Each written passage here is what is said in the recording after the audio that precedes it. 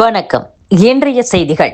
சட்டசபையில் ஒவ்வொரு ஆண்டும் பட்ஜெட் தாக்கல் செய்யப்படும் போது நிதியமைச்சர் வாசிக்கும் பட்ஜெட் உரை தமிழ் மற்றும் ஆங்கிலத்தில் அச்சிடப்பட்டு அமைச்சர்கள், எம்எல்ஏக்கள், அதிகாரிகள், பத்திரிகையாளர்களுக்கு புத்தகமாக வழங்கப்படும்.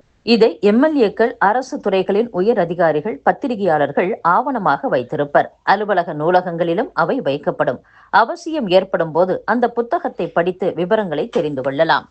இந்நிலையில் திமுக அரசு 2021ஆம் ஆண்டு பொறுப்பேற்ற பின் காகிதமில்லா சட்டசபையை நடத்த முடிவு செய்தது.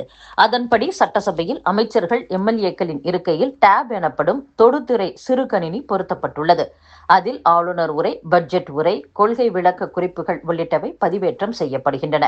அதே நேரத்தில் ஆவண பயன்பாட்டிற்காக பட்ஜெட், கவர்னர் உரை, கொள்கை விளக்க குறிப்புகள் புத்தகமாக அச்சிடப்பட்டு வழங்கப்பட்டு வந்தது. சட்டசபையில் நேற்று இடைக்கால பொது பட்ஜெட், வேளாண் துறைக்கான இடைக்கால தனி பட்ஜெட் தாக்கல் செய்யப்பட்டது. கடந்த 5 ஆண்டு கால திமுக அரசின் சாதனைகளை பட்டியலிட்டு இடைக்கால பட்ஜெட் தாக்கல் செய்யப்பட்டது. ஆனால் இது தொடர்பான புத்தகம் வழங்கப்படவில்லை. இதனால் பல்வேறு துறைகளின் உயர் அதிகாரிகள், பத்திரிகையாளர்கள் உள்ளிட்டோர் ஏமாற்றம் அடைந்ததாக கூறப்படுகிறது. சட்டசபை காங்கிரஸ் தலைவர் ராஜேஷ்குமார் சமீப காலமாக திமுக கூட்டணிக்கு எதிராக குரல் எழுப்பி வருகிறார். அதனால் சட்டசபைக்கு வருவதை நேற்று அவர் தவிர்த்து விட்டதாக கூறப்படுகிறது. எப்போதும் அமைச்சர்களுடன் தமிழக காங்கிரஸ் தலைவர் செல்வ பெருந்தகை உற்சாகமாக பேசுவது வழக்கம். ஆனால் நேற்று அவர் அமைதியாக சபையில் அமர்ந்திருந்தார். சபை நிகழ்ச்சி முடிந்ததும் வேகமாக அவர் வெளியேறிவிட்டார். நிதியமைச்சர் தங்கம் தென்னரசு தன் உரையை நிறைவு செய்த பின் வேளாண் அமைச்சர் பன்னீர்செல்வம் எழுந்து இடைக்கால பட்ஜெட் உரையை வாசித்தார். அப்போது அவர் கொடுத்த பச்சை துண்டுகளை துணை முதலமைச்சர் உதயநிதி, அமைச்சர்கள், திமுக எம்எல்ஏக்கள் தங்கள் தோளில் அணிந்து கொண்டனர். ஆனால் காங்கிரஸ் கட்சியினர் அந்த துண்டை அணியவில்லை. திமுக அரசின் இடைக்கால பட்ஜெட் மேனா மினுக்கி உரையாக உள்ளதாக சட்டசபை எதிர்க்கட்சித் தலைவரும் அதிமுக பொதுச் செயலாளருமான எடப்பாடி பழனிசாமி விமர்சித்துள்ளார். கடந்த 2021 சட்டசபை தேர்தலின் போது 525 வாக்குறுதிகளை திமுக அளித்தது. அதில் 1/4 பங்கு அறிவிப்புகளை கூட நிறைவேற்றவில்லை. கடந்த 5 ஆண்டுகளைப் போல இந்த ஆண்டும் இடைக்கால பட்ஜெட் வார்த்தை ஜாலங்கள் நிறைந்த மேனாமினிக்கு உரையாக இருக்கிறதே தவிர உருப்படியாக எதுவும் இல்லை. மத்திய அரசின் மீது குற்றம் சாட்டும் நிதியமைச்சர் தங்கம் தென்னரசு தமிழகத்தின் சொந்த வரி வருவாய் 2025-26ஆம் ஆண்டை விட 26,000 கோடி ரூபாய் குறைந்துள்ளது குறித்து எந்த விளக்கமும் சொல்லவில்லை.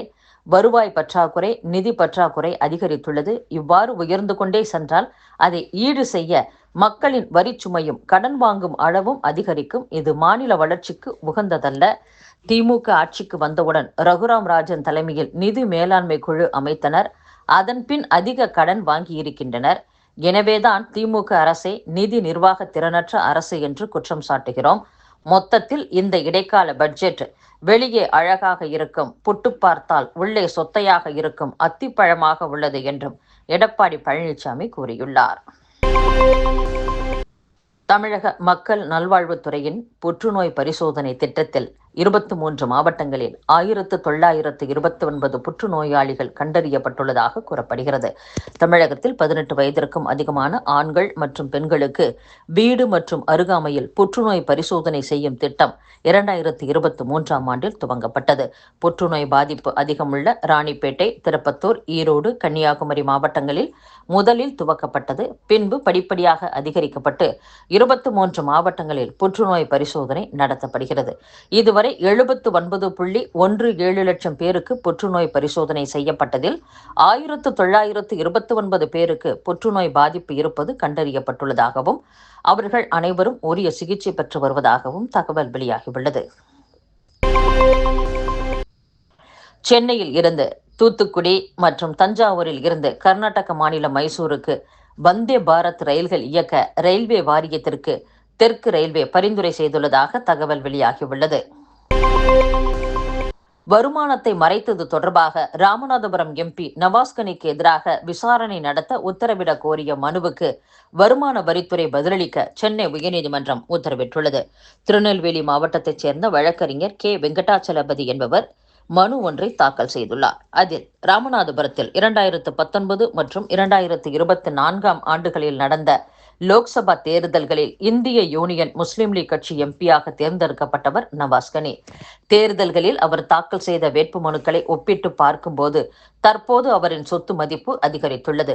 தனியார் நிறுவன இயக்குனர் என்ற முறையில் வரும் வருமானம் தவிர வேறு வருவாய் இல்லை என தெரிவித்த அவருக்கு 20.84 கோடி ரூபாய்க்கு மேல் சொத்துக்கள் உள்ளன. தன் அதிகாரப்பூர்வ பதவியை தவறாக பயன்படுத்தி தொகுதி வளர்ச்சிக்காக ஒதுக்கப்பட்ட பொது நிதியை அவர் சட்டவிரோதமாக பயன்படுத்தி ஏமாற்றியுள்ளார். வருமானத்தை மறைத்தது தொடர்பாக கடந்த டிசம்பர் 10 புகார் அளித்தும் வருமான வரித்துறை எந்த நடவடிக்கையும் எடுக்கவில்லை.